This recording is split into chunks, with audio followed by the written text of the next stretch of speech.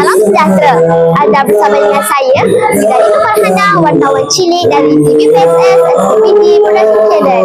Pada hari ini, sekolah kami mengadakan majlis pengiktirafan kejadian murid pada 15 dan 16 Disember 2025. Jadi, ayo kita sama-sama saksikan kemeriahannya untuk hari pertama. Majlis dimulakan dengan ucapan alu-aluan oleh guru besar. Majlis dirasmikan oleh pegawai PPD Machang iaitu Encik Zul bin Mamait. Dan pengorbanan terpaksa dihadapi demi kejayaan. Majlis diteruskan dengan graduasi Prasekolah An-Najah, peningkatan tahap pencapaian mata pelajaran prasekolah dan graduasi tahun 6. Di mana kau berada, pencapaian tak tiba dengan mudah. Kini standing in the eyes of the world, hanyalah selangkah dari nyata. Keazaman membara di jiwa, menanti. Majlis diserikan juga dengan persembahan murid. Tiba masa kau melangkah gagah, bersemangat ke arah matlamat sedaya upaya.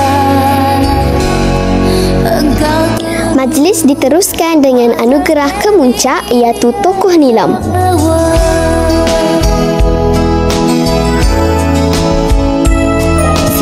Syafiqah binti Muhammad Sanusi telah dinobatkan sebagai tokoh nilam sekolah pada tahun ini dengan mendapat 5 bintang dan menduduki tempat ke-6 nilam peringkat daerah.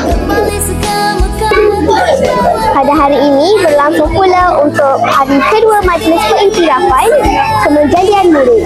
Hari ini pula akan berlangsung penyampaian hadiah untuk anugerah co-curriculum dan HAM. Mari kita sama-sama saksikan.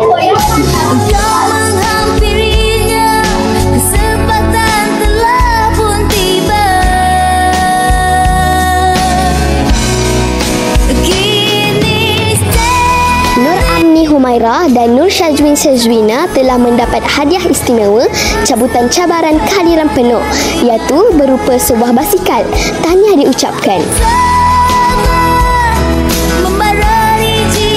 Kemuncak majlis pada hari ini ialah penyampaian anugerah tokoh co-curriculum, tokoh sosial unggul dan tokoh murid kategori lelaki dan perempuan.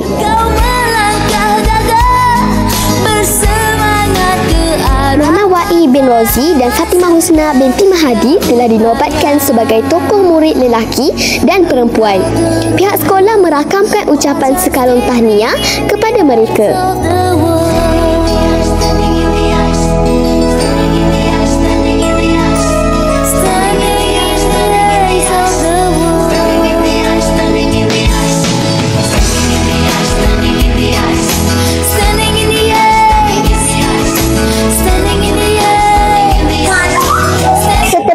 Bersama-sama dengan saya ialah tokoh murid perempuan SKPG.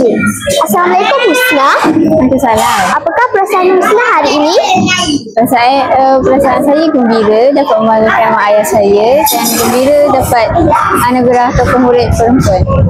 Apakah pesanan awak kepada rakan-rakan yang lain? Selamat maju jaya di Sekolah Menengah Hati. Jangan lupakan SKPG.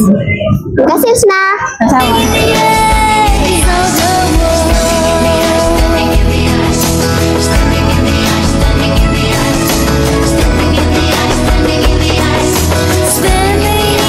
Daripada saya melaporkan untuk TVPSS SKPG Production Channel. Sekian, terima kasih.